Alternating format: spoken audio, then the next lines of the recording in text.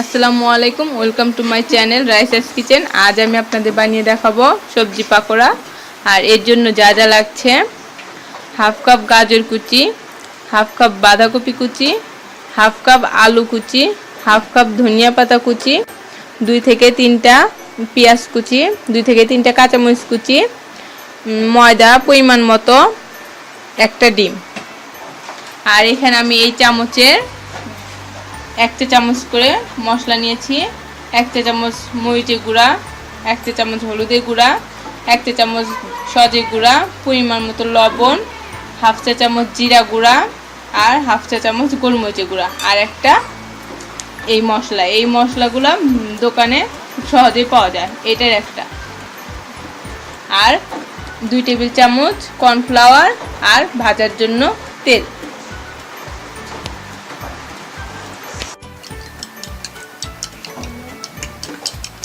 ডিমটা প্রথমে এভাবে একটু ফেটিয়ে নিতে হবে।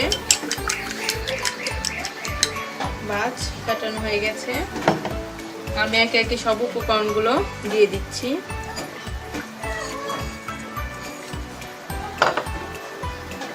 বাঁধাকপি,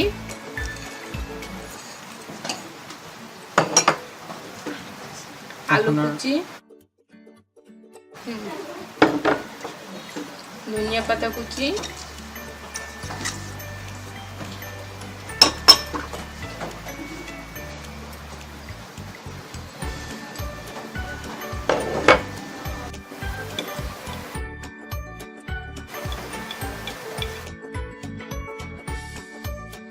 এক একে সব মশলাগুলো এখন আমি দিয়ে দিচ্ছি।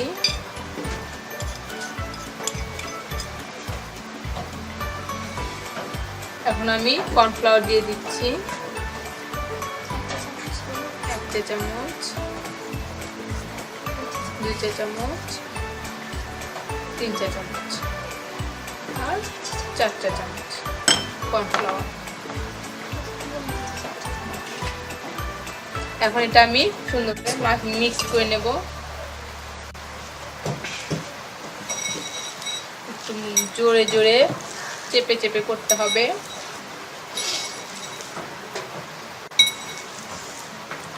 এইভাবে আগে এটা ভেঙে নিতে হবে, এইভাবে মাখিয়ে মাখিয়ে। বেশি ভাঙা যাবে না, জাস্ট এইভাবে একটু নরম করে নিতে হবে। এরপর আমি এর মধ্যে ডিমটা দিয়ে দেব। এখন আমি এটাকে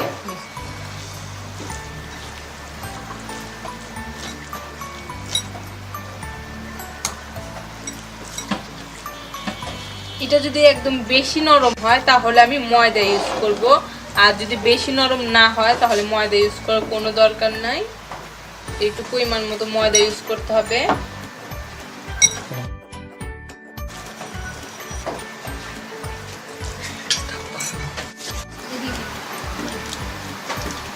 এবার আমি ম্যাগি মশলাটা দিয়ে দেবো।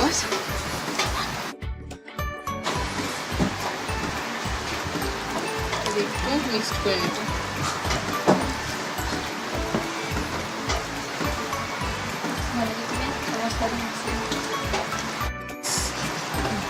বাস হয়ে গেছে।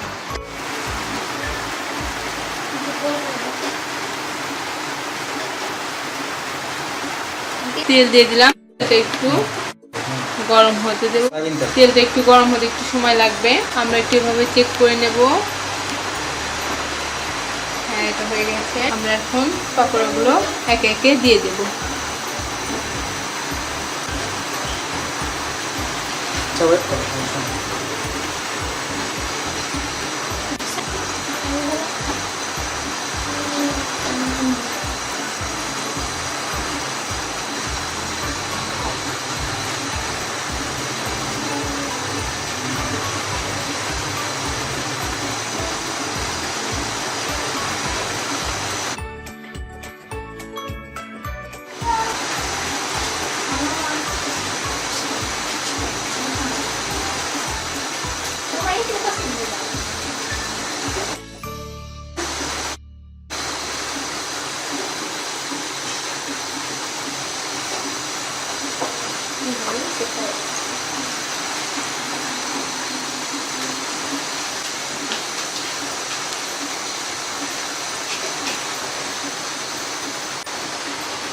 জালটা মিডিয়ামে রাখতে হবে, বেশি জোরে দেওয়া যাবে না।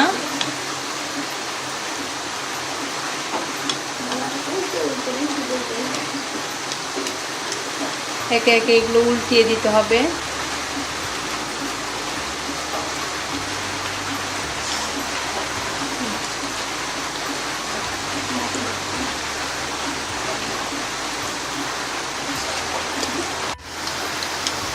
এটা একটু হালকা ব্রাউন কালার করে ভাজতে হবে।